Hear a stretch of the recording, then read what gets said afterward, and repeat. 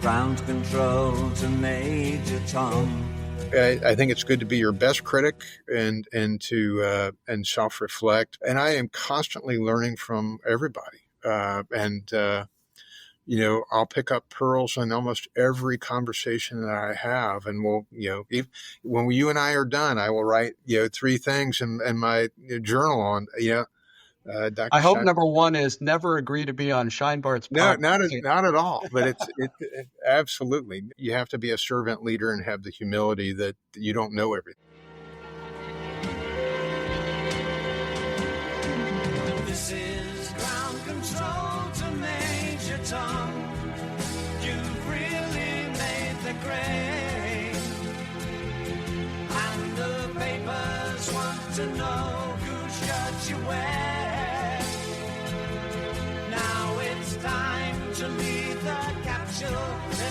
Hello and welcome to the Fire Chief Podcast, the only podcast dedicated to the Chief Medical Officer. I am your host, Lee Scheinbart, and this podcast brings you the hottest and most crucial conversations in healthcare and physician leadership today. Today, it is my pleasure to bring Dr. J.D. Polk, the Chief Health and Medical Officer of the National Aeronautics and Space Administration, NASA, onto our show.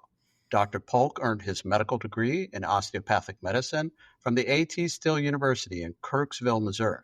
He completed his residency in emergency medicine with the Mount Sinai Hospitals via Ohio University and completed his training in aerospace medicine at the University of Texas Medical Branch and is board certified in both specialties. Once upon a time, Dr. Polk served as the State Emergency Medical Services Medical Director for the state of Ohio, my home state, and former chief of Metro Life Flight in Cleveland, Ohio. Following that, he was the chief of space medicine for NASA's Johnson Space Center in Houston, Texas, and later the assistant secretary for health affairs and chief medical officer for the U.S. Department of Homeland Security. Prior to serving in his current position at NASA, Dr. Polk was also the dean of medicine for Des Moines University's College of Osteopathic Medicine and has served on the board of directors of the American Association for Physician Leadership, an organization dear to my heart, and served also as a member of the American Osteopathic Association's Commission on Osteopathic College Accreditation. Dr. Polk, welcome to the show.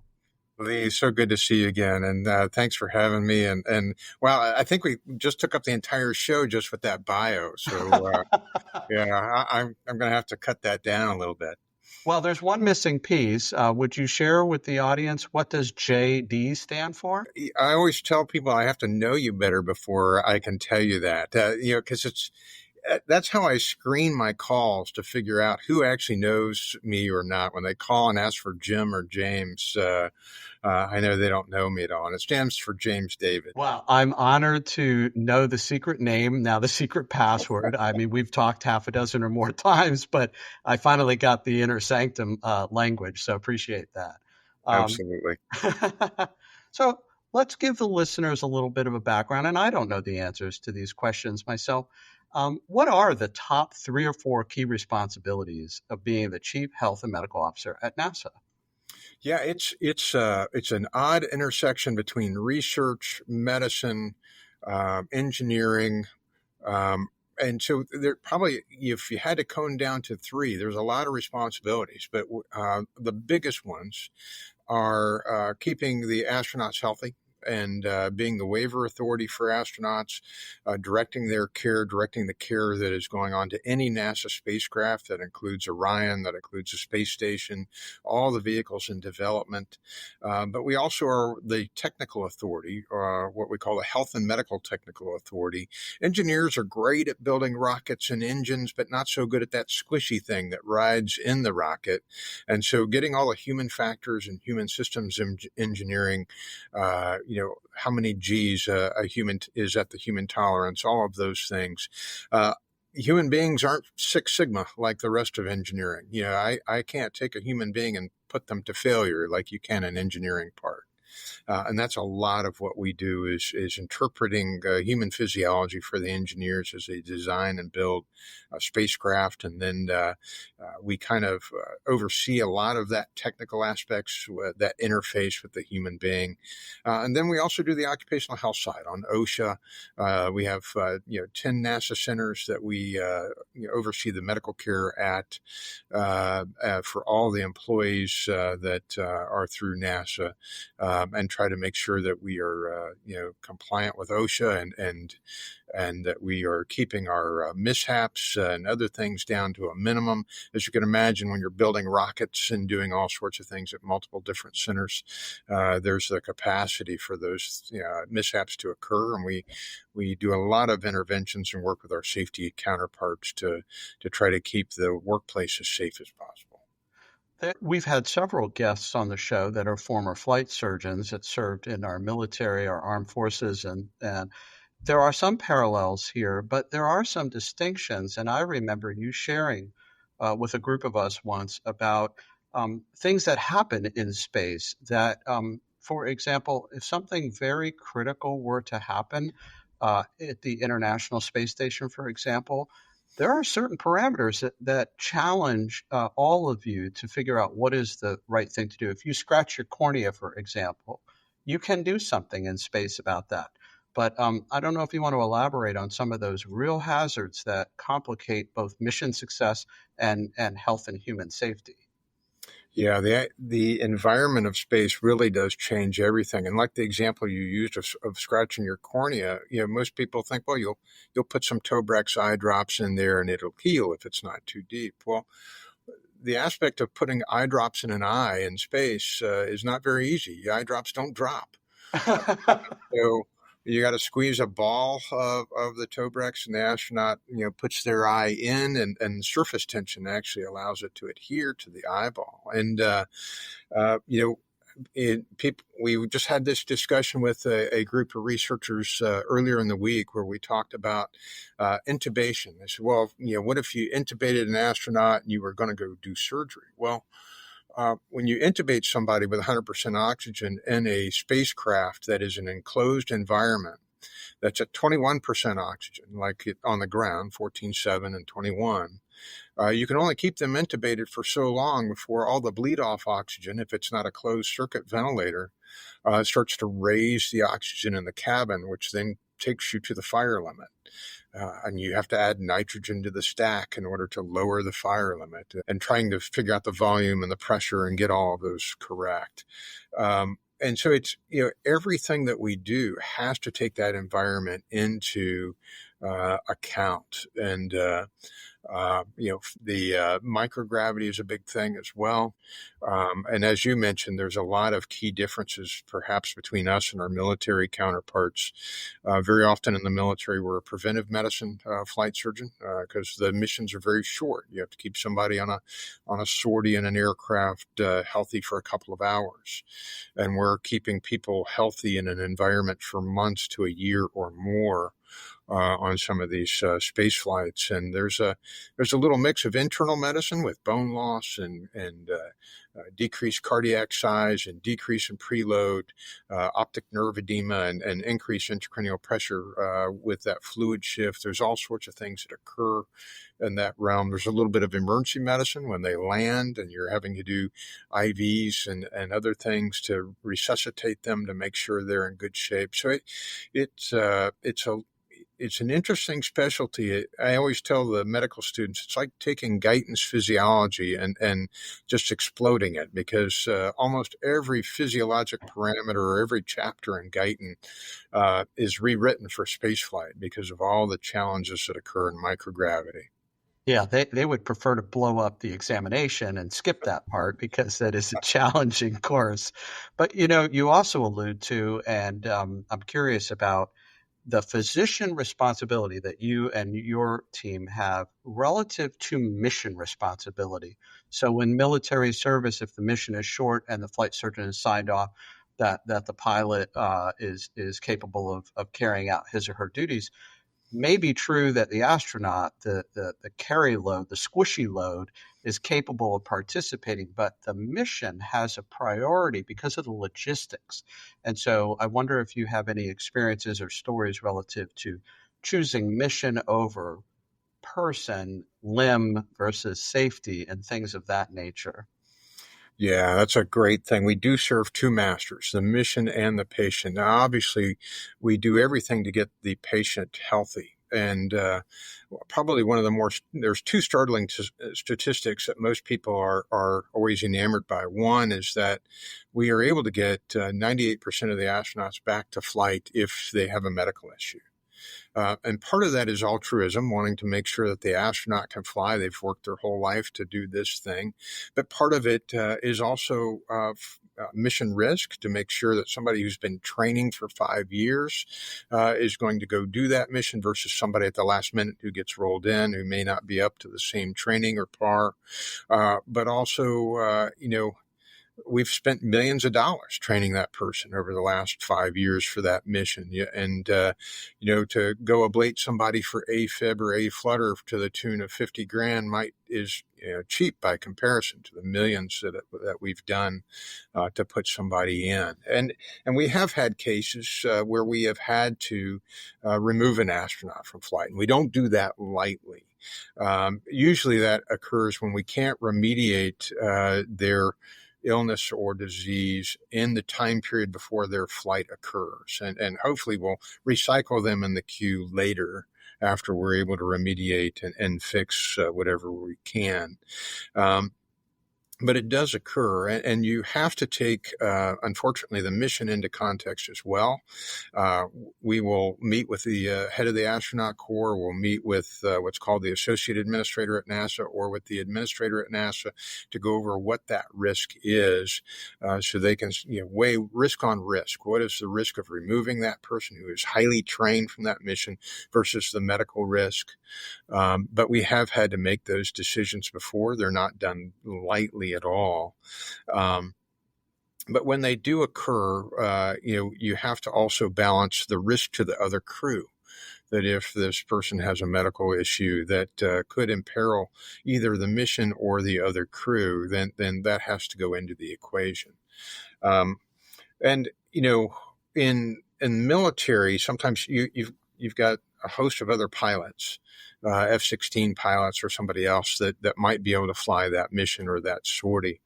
And that may not necessarily be the case at NASA, where you have a backup, but they, because of the amount of time and expense to train somebody in the neutral buoyancy lab, you've seen that huge pool where we do practice EVAs and other things, that the backup may not be trained on par with the prime individual, and it may take them some time to get up to speed. And so the sooner you can make a decision medically, the better. Sometimes diagnoses don't cooperate. We have had people, get, let's take that AFib or A-flutter example. We've had multiple cases of that. We've had 5 cases of that. But what we do is a little different. We don't just send them to the local guy to do an ablation. We've spent millions of dollars training them, so we're going to find the guy who has the best skills and the best metrics and the best outcomes, for ablations, and then we're going to go and educate them on the nuances of spaceflight physiology and other things that we are worried about.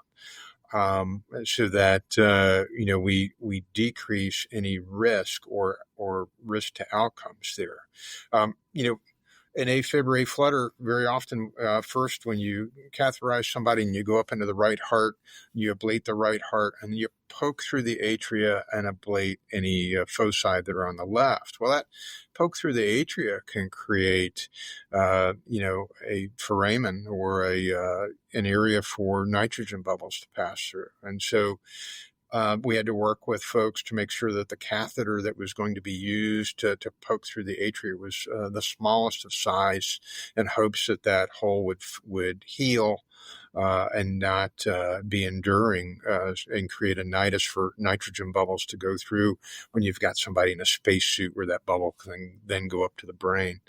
And so it's small things like that where even nuanced therapies and treatments where you're used to doing those on the ground, but then when we go and educate folks, hey, in this context, here's what we're worried about.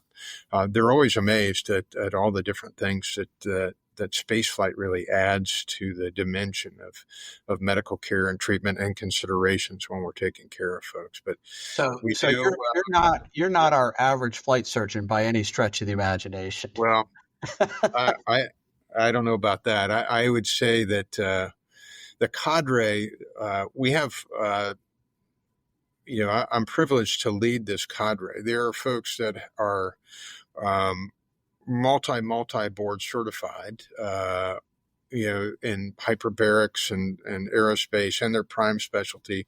That's probably the one thing about aerospace medicine at NASA is we do require folks be board certified and that they also be trained in an ACGME approved program in aerospace. And it's really highly technical, highly focused cadre. Even many of the physicians also have degrees in engineering from several from MIT and others. So, I mean, there are some smart folks working on spaceflight, at least in the medical cadre.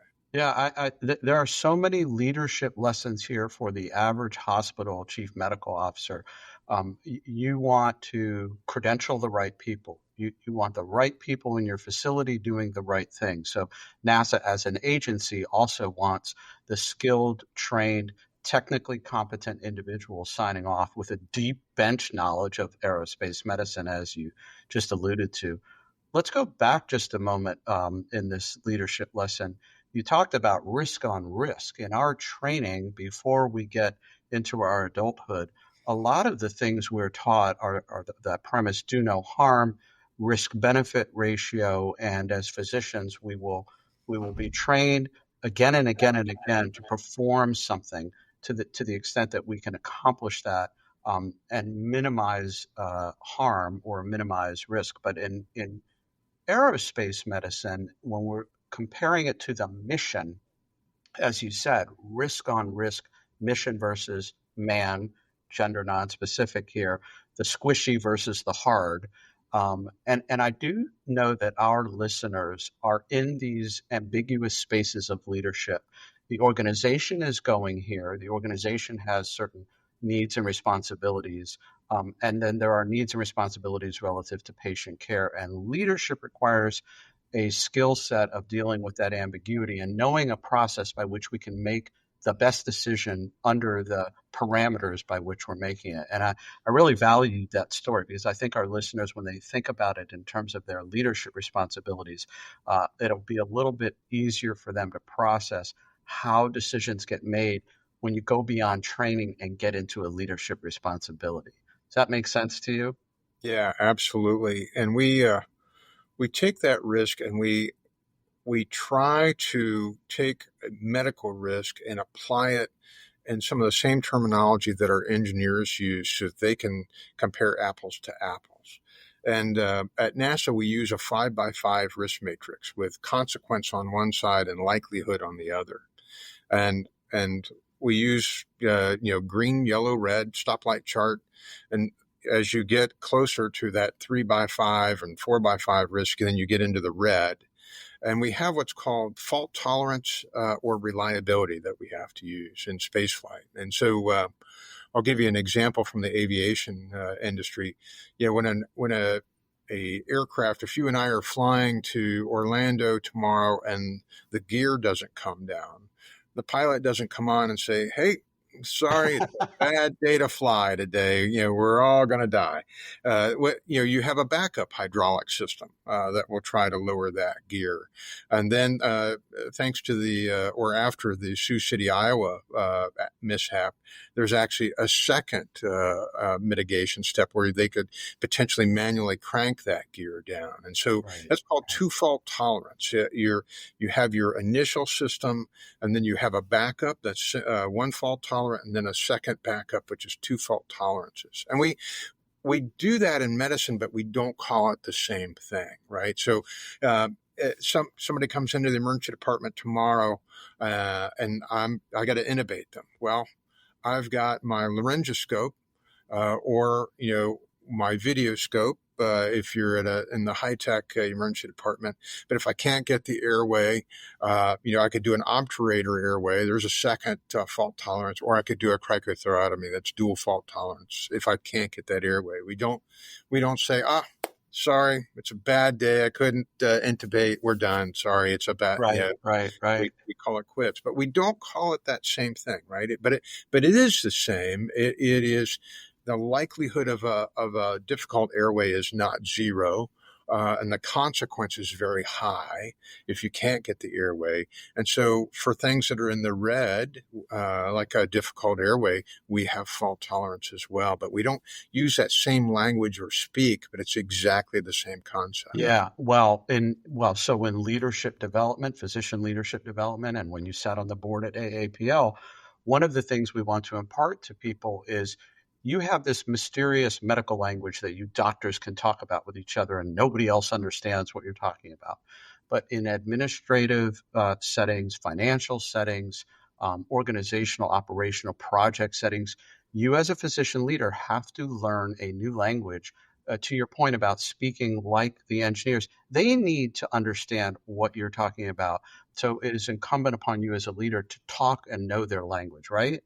Yep, absolutely. Yeah. As the space industry evolves, I imagine we're going to see more manned missions around the globe, yes? Mm-hmm. And so do you believe we will need more chief medical or chief health and medical officers in the industry? And what do you think about the future in terms of medical officers and the space industry? Yeah, there are a lot of, I'll call them actors for lack of a better word, a lot of different increasing actors in the spaceflight, world and human spaceflight world. It used to be just three dominant people, Soviet Union, now Russia, the United States, and China, sending people to space. But India, very soon, we've been working with India to get their vehicle human rated and to help them with the requirements and standards. They're going to be probably the fourth spacefaring nation coming up in the next year and a half. Spacefaring nation, what Spacefaring a nation, term. isn't that what a term? So that's quickly on the heels, but as most people have seen, the commercial space flight is taking off.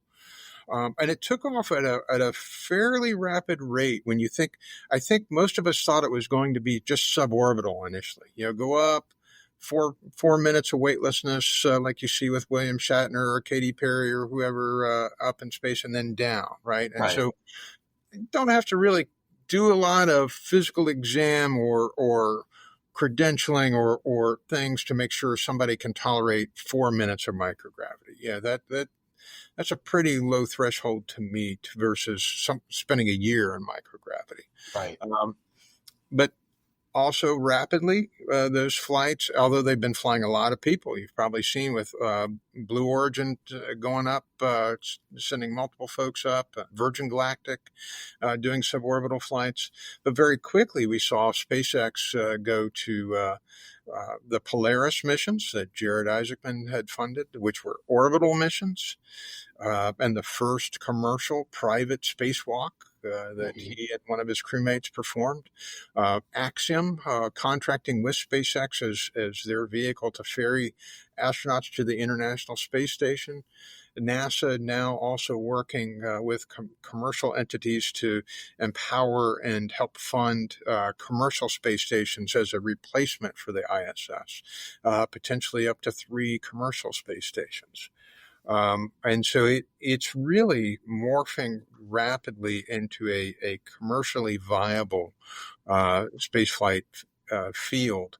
What's going to be different and why we'll need not only CMOs, but very savvy clinicians is many of the commercial entity and the FAA requirements who certify commercial entities and the passengers and or pilots. Right now, the FAA is not allowed to write requirements for the pilots. or I'm sorry, the passengers. They can write requirements for the pilots, but not the passengers. So Right. Katy Perry didn't have a standard that she had to meet to fly, and as a passenger. You and I, when we go on United and book our flight, there's not a series of questions asking us about coronary disease, our blood pressure, our glucose, et cetera, right? So part of that is self-declaring whether or not you are healthy enough for a flight, especially for suborbital. We'll see what happens with orbital or as things evolve. What they will fly in space. FAA will probably eventually have some requirements, but they won't look like NASA requirements. And so they're going to fly probably a much different pathology, for lack of a better word, than I did. We're looking at it, as you mentioned, for the risk to the mission as well as the risk to the individual. They may not be looking at it with that same lens. They're looking at it through a public safety lens. Is the vehicle safe enough that it's not going to crash into a school or et cetera on takeoff, that kind of thing. So FAA has a public safety mission. They don't have a mission of, hey, make sure that Axiom's missions is successful. Yeah, that's really, that will play itself out, and hopefully the right people will be thinking carefully about this. Well, look, there's a real specific reason, and we've talked about this, why I wanted you on the show, among many other cool things, is you recently spent time at Oxford in England, right? Mm-hmm. And you also mentioned that the timing was very beneficial to you, perhaps for recharge, rejuvenation, but you also discovered a bit of a new paradigm for leadership scholars to consider, and in particular, perhaps for healthcare leadership right now. We live in very disruptive times in general for a lot of different reasons, and certainly in healthcare over the last 4 or 5 years, particularly relative to the pandemic, but just some of the massive changes and advancements. And did you physically spend time with Jonathan Trevor? I did. The program was the Oxford Advanced Management and Leadership Program, which you might argue, what's the chief medical officer need to go to the Advanced Management and Leadership Program? You've been the chief medical officer for almost a decade, and have been in leadership for 2 decades. But as you and I both know, you're never done. You're never done learning. And we were going through a big transition. We go through transitions with every presidential administration, as we all do. But this one was perhaps a little bit larger transition. And I needed to know as much as possible on transformational leadership and how best to help my people succeed. And the odd thing about politics, sometimes you're a spectator and sometimes you feel like you're a spectator in the middle of the arena and the lion's on one side and the gladiators on the other. Gladiator. Yeah. And so, this was a time where I felt I needed to get out of my normal headspace and learn some new thoughts, new techniques, things that were out there in the leadership realm, and to make sure that I was putting on my best leadership abilities for my team. My team works extraordinarily hard, and we have a very high ops tempo. I owed it to my team and that how I show up matters. And so Jonathan was one of the lecturers there, and I enjoyed his presentations and his lectures immensely. But there were some elements that he brought into that lecture from the book that he had written, Realign, and I'll probably distill it too simply, but essentially it is, look. Most of us, when we write a strategic plan, we write some glossy strategic plan with lofty words and it sits on a shelf.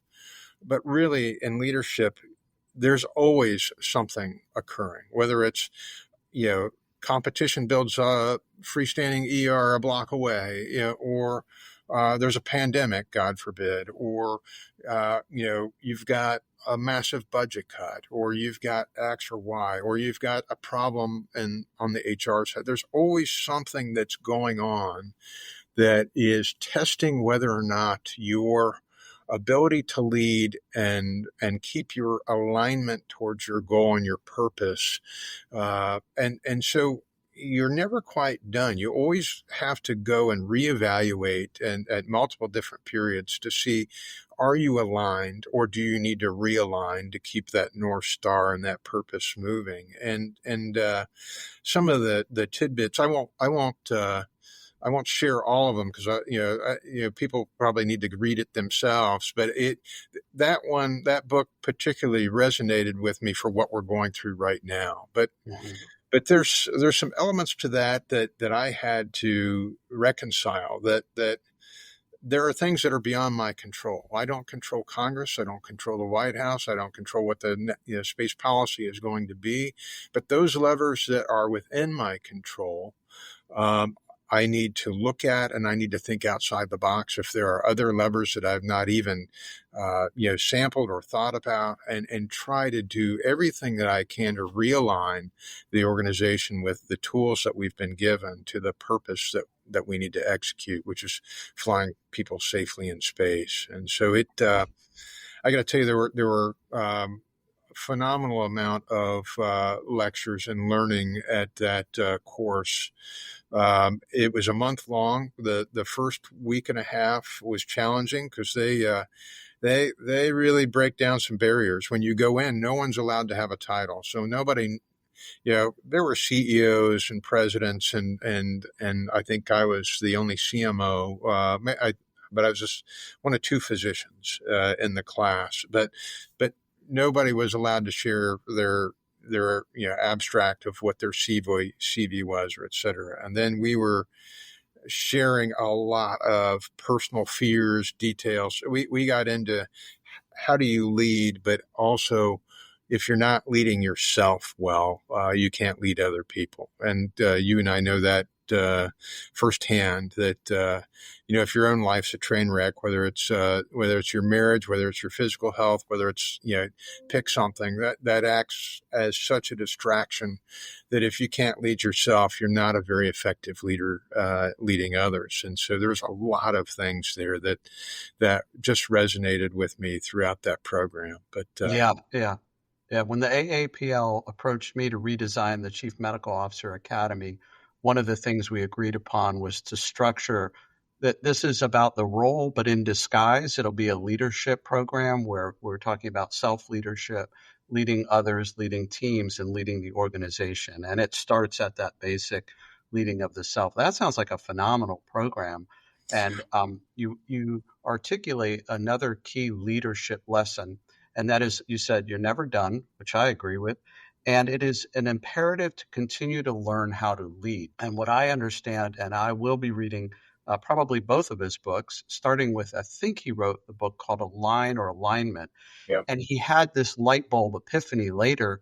Yes, there is alignment in strategic planning and strategic thinking, but in the world we live in, the skill we need to start to appreciate is how to realign when it's not just a single factor coming at you, but there are multifactorial disruptions in your ecosystem.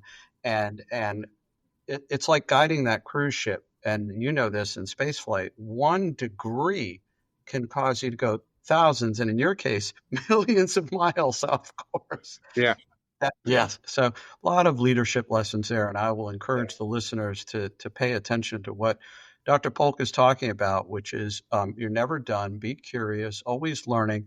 Get out of your own way sometimes and rejuvenate your leadership skill set and learn new things. It will make you and the team and the organization much better at what you're being asked to do. Do you, as you think about, and you have been in medical education and you lead people and you lead teams, you think about some of the young aspiring physician leaders that are coming behind you and I into different roles and different experiences. Are there any key pearls that you've kept along the way that you want to share with our folks about career trajectory, leadership? Anything coming to mind? Well, for me, at least, there's a couple of things. When I am talking to some of the flight surgeons that are looking to advance in management, and especially when we're we're going through a phase right now where we are decreasing budgets and decreasing people at NASA, and sometimes you'll get new folks that come in and say, well, let's get rid of this thing. Let's get rid of this. Sometimes your leadership lessons come from outside leadership and outside medicine and outside science. And the one that kind of resonates with me in this particular environment is a parable from the English author G.K. Chesterton. And Chesterton has this parable about the fence.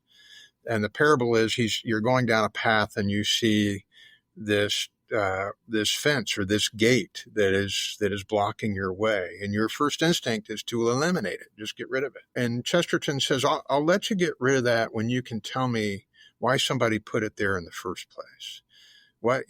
Somebody went to all the trouble to pound the posts in the ground and build the fence or the gate. And so when you can explain to me holistically why it's there, why it was put there, what purpose it serves, and that it no longer serves that purpose, then I'll let you take it down. And I can't tell you how many times I've had to explain to somebody, where they want to go dismantle something, but they don't understand why it's there. What's the requirement? Is it an OSHA requirement? Is it a NASA requirement? Is it mission risk or something else? Because they have not done a deep enough dive to understand why it exists in the first place. And there are some times when it's legacy items where okay, yeah, let's take it down. But I've taught a couple of the flight surgeons that parable. And so now I can tell that I'm getting old when they start quoting it back to me. We'll be in a meeting and I'll say, okay, well, and they'll say, oh, yeah, I know, Chesterton's fence. I'm like, oh, yeah, that's right. You can tell me what the use of it is, then I'll let you take it down. But it's kind of that holistic mindset that, and also, especially when things are difficult, you're losing people or you're losing budget, passions can get inflamed. And there's a quote from a general that I like, a British general, Ian Gardner, that I met in Scotland. We were on a train together and had dinner on this train. And Ian said, the leader has to be the banker of hope, and they can never allow themselves to appear bankrupt. And I love that quote because your people look to you for hope, for a plan, that for confidence that we're going to get through these difficult times. And if you can show that kind of EQ, and you can show that you are governing your own passions, you're not getting upset, you're not talking ill about leadership, you're not throwing people under the bus, et cetera, or doing things that are unprofessional. And you have a cogent plan and you attack every, obstacle as though it is something that will get you forward. I think Ryan Holiday has that book, The Obstacle is the Way, right? So, which is a quote from Marcus Aurelius. So there's a couple of things there where a lot of it has to do with your leadership acumen and some experience, but a lot of it is how you present to your team. And it's taken me a long time to learn a lot of those lessons. But probably one of the things I recommend to newer CMOs and leaders is to keep a journal. I write in a journal, what you want to call it, a diary or a journal. Sometimes I'll, if I hear a quote like from Ian Gardner, it goes in that night. Sometimes I'll write what I'm grateful for. Sometimes, I use it to hold myself accountable for exercise, for this, for that, for journal reading, for all of those things. And also I write it to reflect where I think I didn't do so hot in a meeting of, hey, you interrupted so-and-so 5 times during that time, and you didn't let them speak. You didn't make them feel heard. And so it's, I think it's good to be your best critic and to self-reflect. But those are some of the tools that I use personally and have helped me on that journey. And I am constantly learning from everybody. I'll pick up pearls in almost every conversation that I have. And when you and I are done, I will write, 3 things in my journal on, I Dr. hope Stein. number one is never agree to be on Scheinbart's No, podcast. not at all. But it absolutely not at all. But it's, all of those things, and you have to be a servant leader and have the humility that you don't know everything. Yeah, yeah. There are a lot of phenomenal parallels, and I tell this to our leaders in our academy, to our physician education. First time you have to learn how to engage and take a history and physical, your responsibility is to give open and inquisitive questions, but listen first. Seek first to understand. The patient will give you that diagnosis if you're thoughtful and careful and listen to them. And that's an Oslerian theme. They will present this information to you if you're patient. As we go through our training, we when did it start? When did it stop? We start firing questions, and the average physician only listens about 7 seconds before interrupting the patient. So, why is the fence there? What was its purpose? Seek first to understand, which is a derivation of the prayer of St. Francis of Assisi. These are things that we're taught very early in our education. And we tend to lose sight of them, and we need to step back and remember these principles are tried and true. They're truisms, and it allows us to be a better leader. I totally agree with everything that you're sharing. Well, this has been a fantastic and amazing show. I'll give you one lesson that I learned, and it will mess with your space flight mind. A leader out in California once, in reference to the comments you just made, said the role of the leader is to breathe oxygen into hope. We don't. We exhale. We don't exhale oxygen, but we do put it in the room, and that elevates our hope. And again, our physician students, they are taught sometimes the only thing you might be able to offer to the patient in the absence of the intervention or the treatment is a measure of hope, even in their dying days. And so we breathe oxygen into hope. Maybe not in space, or maybe not here, but maybe underwater. I don't know. Well, anyway, this has been a great show. I appreciate you very much. This is the Fire Chief Podcast, the only podcast dedicated to the Chief Medical Officer. If you want access to the hottest items on physician leadership, how to become a CMO, visit our website, thefirechiefcmo.com, and sign up with us. Leave your comments. Tell us what the next hot mess in healthcare is all about, and we'll tell you how to align and realign and what physician leaders should be doing about it. I love talking with physician leaders and chief medical officers from all over the United States, so please connect, leave your reviews, leave your comments, and share this with your colleagues. And in the words of Sergeant Phil Esterhaus, let's be careful out there.